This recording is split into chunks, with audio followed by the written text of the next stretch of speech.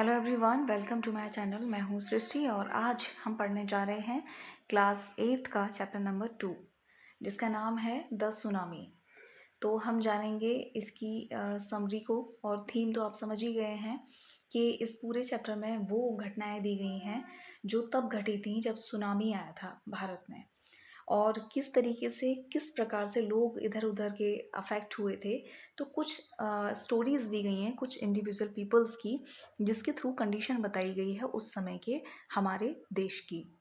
तो सबसे पहली जो स्टोरी दी गई है वो एक पर्सन के बारे में दी गई है जिसका नाम है इग्नेशियस।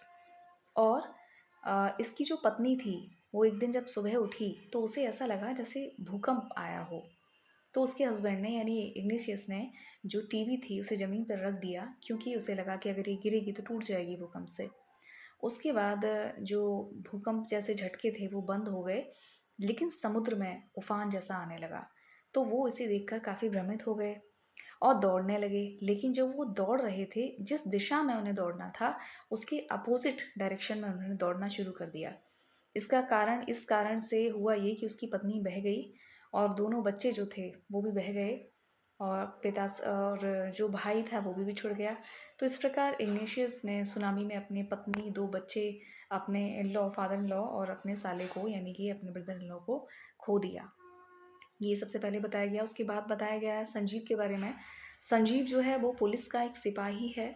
उसने खुद को, अपनी पत्नी को और अपनी छोटी सी बच्ची को बचा लिया था, लेकिन फिर तभी उसे कुछ और चीखें सुनाई दी। ये चीखें जॉन की पत्नी की थी, जो कि गेस्ट हाउस का रसोइया था। अब संजीव ने उसे बचाने का भी प्रयास किया, लेकिन यहाँ वो असफल हुआ और वो बह गया और दोनों ही लोग डूब गए। इसके बाद कहानी है मेघना की। मेघना 13 वर्ष की थी। वो अपने मम्मी पापा और 77 दूसरे लोगों के साथ बह गई थी। तो उसने एक लकड़ी का एक दरवाज़ा था, उसे पकड़ लिया था और उसके ऊपर वो 2 दिन तक तैरती रही थी। और आखिर में वो एक बहुत लंबी वेव के साथ एक किनारे पे आ गई थी और कैसे भी करके बच गई। अब जो लास्ट है, नहीं लास्ट नहीं है ये, फिर अलमास के बारे में बात होती है। वो 10 साल की थी। परिवार सो रहा था, उसके पापा जग गए और भूकंप के झटकों के बाद उन्होंने पानी को पीछे हटते हुए देखा। तो वो समझ गए कि वो जिस तरह से पीछे हट रहा है वो उतनी ही ताकत के साथ वापस आएगा। उन्होंने सबको जगाया, घर के लोगों को, और सुरक्षित जगह पर ले जाने की कोशिश की। लेकिन जब वो भाग रहे थे तो उनके पिता गिर गए। अब अलमास का जो फादर था वो अपने फादर की हेल्प करने के लिए जब आगे बढ़े तो एक बहुत बड़ी वेव आई, बहुत बड़ी लहर आई और उन दोनों को बहाकर ले गई। और उसकी जो माँ और बुआ थी वो भी बह गईं, क्योंकि वो एक पेड़ को पकड़ के खड़ी हुई थी और वो पेड़ जो था वो लहर के साथ बह गया। अलमास ने लकड़ी के एक लट्ठे को बहते देखा और इस पर चढ़ गई। फिर मूर्छित हो गई यानी बेहोश हो गई, और जब उसकी आँख खुली तो वो एक हॉस्पिटल में थी, यानी वो बच गई। फिर एक कहानी है थाईलैंड की, एक टिली के बारे में। टिली एक कैरेक्टर है। उसका परिवार क्रिसमस मनाने के लिए इंग्लैंड से थाईलैंड आया था। ये 26 दिसंबर की बात है। वह अपने परिवार के साथ बीच पर खड़ी थी। टिली और उसकी माँ पेनी स्मिथ दोनों ने पानी को उठता हुआ देखा। समुद्र तट जो था वो छोटा सा होने लगा था।